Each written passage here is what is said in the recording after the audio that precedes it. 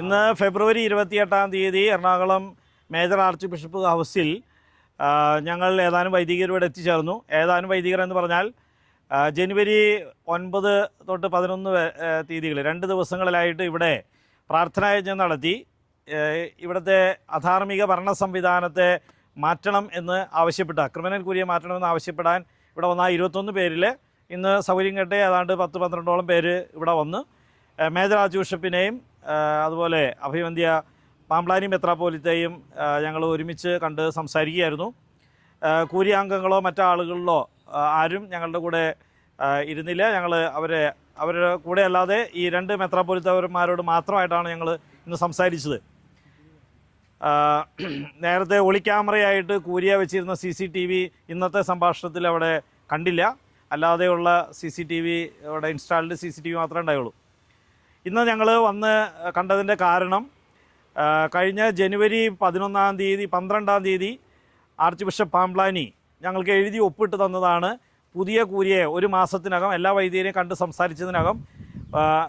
സംസാരിച്ചതിന് ശേഷം പുതിയ കൂരിയെയും മറ്റ് കാനോനിക സമിതികളെയും സംഘടിപ്പിക്കുന്നതാണ് എന്ന് എഴുതി ഒപ്പിട്ട് തന്നതാണ്. അത് ഒരു മാസം കഴിഞ്ഞിട്ടും വൈദികരെ കാണാൻ അവർ തയ്യാറായിട്ടില്ല. കൂരിയെ മാറ്റി പുതിയ കൂരിയെ നിയമിക്കാനായിട്ട് തയ്യാറായിട്ടില്ല.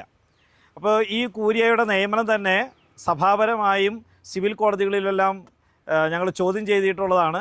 അതിൻ്റെ പരാതികളെല്ലാം കൊടുത്തിട്ടുള്ളതാണ്. പക്ഷേ അതിന് മറുപടി തരാത്ത, അതിൻ്റെ സമയം കഴിഞ്ഞിട്ട് പോലും മറുപടി തരാത്ത മേജർ ആർച്ച് ബിഷപ്പിനോട് ഞങ്ങൾ ഇന്ന് ആ കാര്യങ്ങളെല്ലാം ചോദിച്ചു. നിങ്ങൾക്കിത് സഭാ നിയമം അനുസരിച്ചാണ് ചെയ്തതെന്ന് നിങ്ങൾക്ക് ബോധ്യമുണ്ടെങ്കിൽ നിങ്ങൾ എന്തുകൊണ്ട് അത് എഴുതി തന്നുകൂടാ? കുറേ മുട്ടന്യായങ്ങളും പല രീതികളും പറഞ്ഞ് ഉരുണ്ട് കളിക്കുന്നതാണ് ഞങ്ങൾ കണ്ടത്.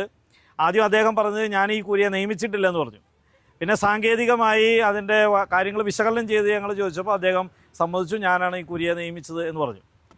മാർ ബോസ്കോ പുത്തൂർ ഉണ്ടായിരിക്കുമ്പോൾ തന്നെ ഈ രൂപതയുടെ സ്ഥാപനങ്ങളിൽ ഈ കൂരിയയിൽ ഉള്ള ചാൻസലറായിരിക്കുന്ന ജോഷി പുതുവ എന്ന 15-ലധികം ക്രിമിനൽ കേസുകളിൽ പ്രതിയായ അക്യൂസ്ഡ് ആയിരിക്കുന്ന ഈ ആളെ കാന നിയമം തന്നെ ലംഘിച്ച് ചാൻസലറായിട്ട് നിയമിച്ച ആളെ വീണ്ടും വലിയ വലിയ സ്ഥാപനങ്ങളുടെ ബോർഡ് മെമ്പറായിട്ട് നിയമിച്ചത് റാഫേൽ തട്ടിൽ പിതാവ് തന്നെയാണ്.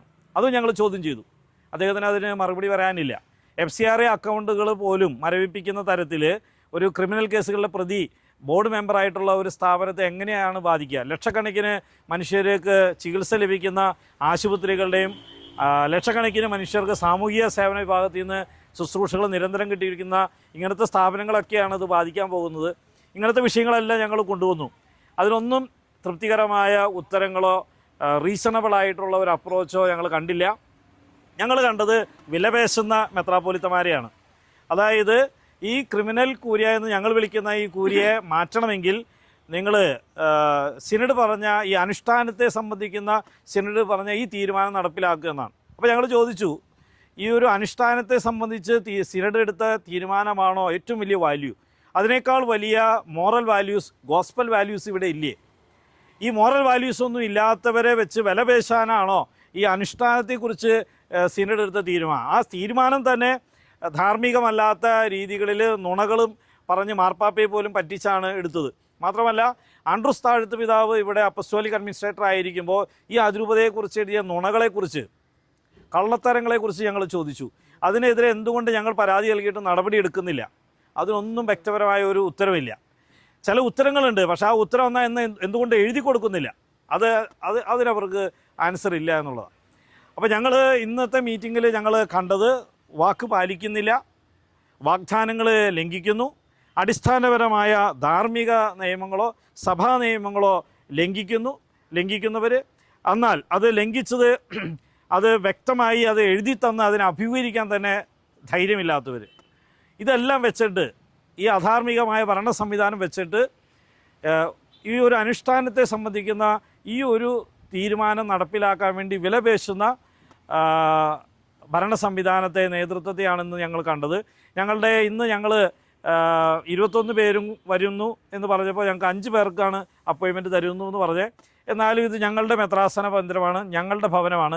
സഭ എന്ന് പറഞ്ഞാൽ മെത്രാനല്ല, അത് എല്ലാ മെത്രാന്മാരും ആശയപരമായി അംഗീകരിക്കുന്ന കാര്യമാണ്. ദൈവജനമാണ് സഭ. കാരണം അടിസ്ഥാനപരമായ കുദാശ മാമോദിസയാണ്.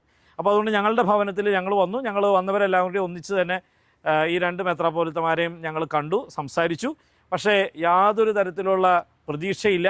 ഞങ്ങളുടെ ചോദ്യങ്ങൾക്കൊന്നും വ്യക്തമായ ഉത്തരങ്ങളില്ല. മറിച്ച് തട്ടുത്തരങ്ങളും ഉരുണ്ടുകളികളും മാത്രമാണ് ഞങ്ങൾ കണ്ടത്. അതുകൊണ്ട് ഈ സിനഡ് രീതിയിലുള്ള ഈ കുർബാന നടപ്പിലാക്കാൻ വേണ്ടി സീറോ മലബാർ സഭ എന്തുമാത്രം ധാർമ്മികമായി അധപതിച്ചു എന്ന നേർക്കാഴ്ച ഞങ്ങൾ കുറച്ചുകൂടി ഇന്ന് കണ്ടു എന്ന് മാത്രമാണ് ഇന്നുണ്ടായ മീറ്റിങ്ങിൽ ഞങ്ങൾക്ക് മനസ്സിലായത്. എറണാകുളം അങ്കമാലി അതിരൂപതയുടെ നിലപാടുകളെയോ വിശ്വാസികളുടെയും വൈദികരുടെയും ആത്മാഭിമാനത്തെയോ യാതൊരു വക വിലപേശലിനും ഞങ്ങൾ വിട്ടുകൊടുക്കുന്നതല്ല. തീർച്ചയായിട്ടും ദൈവത്തിൻ്റെ സ്വന്തം സഭയായ തിരുഹൃദയത്തിൻ്റെ സഭയായ ഈ അതിരൂപത ധാർമ്മികമായ നിലപാടുകളിലും സുവിശേഷ മൂല്യങ്ങളിലും അതിശക്തമായി നിലകൊണ്ട് തന്നെയാണ് ഏത് വിഷയത്തെയും സംഭാഷണങ്ങളിലൂടെ തന്നെ പരിഹരിക്കാൻ ഞങ്ങൾ തയ്യാറാണ്. സംഭാഷണങ്ങൾക്ക് അടിസ്ഥാനപരമായി വേണ്ട പരസ്പരമുള്ള വിശ്വാസം ആർജിക്കാൻ വാഗ്ദാനങ്ങൾ പൂർത്തിയാക്കി ധാർമ്മികമായി ചെയ്യേണ്ട കാര്യങ്ങളെങ്കിലും ചെയ്ത് പരസ്പരം വിശ്വാസം ആർജിച്ചെടുക്കാനാണ് ഇന്ന് ഞങ്ങൾ മെത്രാന്മാരോട് അടിസ്ഥാനപരമായി ആവശ്യപ്പെട്ടത്. ഞങ്ങളും പ്രതീക്ഷിക്കുന്നത് അതാണ്. അങ്ങനെ ഒരു നല്ല നാളെ ആഗ്രഹിക്കുന്നു. സംഭാഷണത്തിലൂടെ പ്രശ്നങ്ങൾ പരിഹരിക്കാൻ പറ്റും. ഒരിക്കലും വിലപേശലിലൂടെ ബ്ലാക്ക് മെയിലിങ്ങിലൂടെ ഒരു നന്മയും കത്തോലിക്ക സഭയിൽ ആർക്കും ഉണ്ടാക്കാൻ കഴിയില്ല എന്ന് ഞങ്ങൾ വിശ്വസിക്കുന്നു.